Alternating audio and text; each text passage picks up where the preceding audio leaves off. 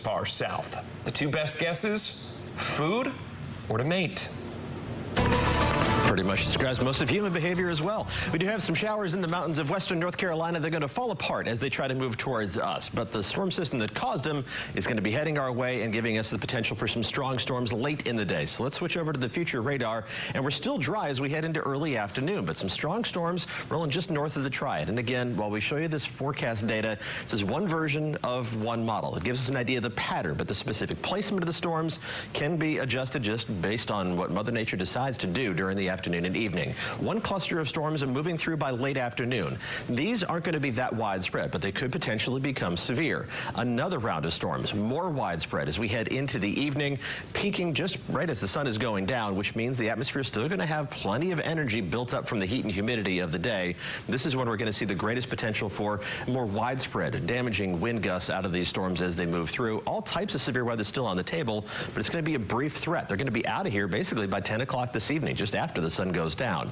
The specific level of that threat is more significant than it looked yesterday. Enhanced risk of severe weather now includes almost all of central North Carolina and southern Virginia. That's level 3 out of 5, so we're climbing up the scale. Damaging winds are the main concern. These threats are in order. Localized flooding is going to be something we have to watch for with heavy rainfall out of those strongest storms. Large hail a possibility, and the isolated tornado threat isn't the main concern, but we can't cross it off the list of possibilities. Right now, it's just warm and muggy. We're going to be spending most of the next 10 to 12 hours in wait-and-see mode. Low 70s for temperatures in Smithfield, 74 degrees right now from Carter-Finley Stadium. A little bit of light on the horizon. We're just over an hour away from sunrise.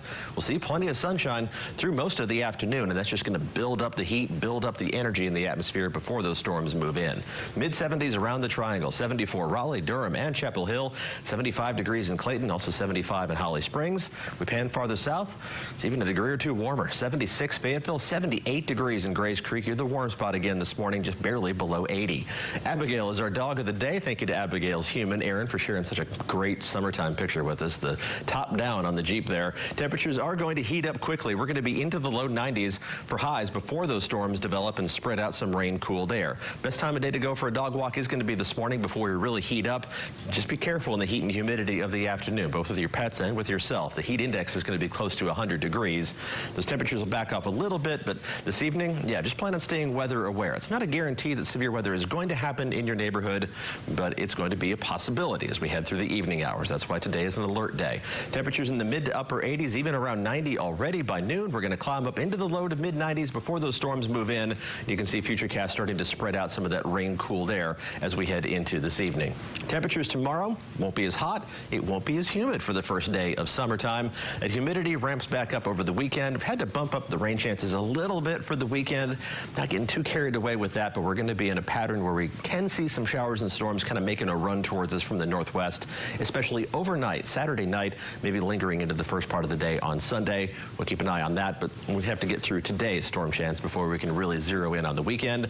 Next week, just that hot, humid, unsettled pattern that's very typical for late June. It's 4:55.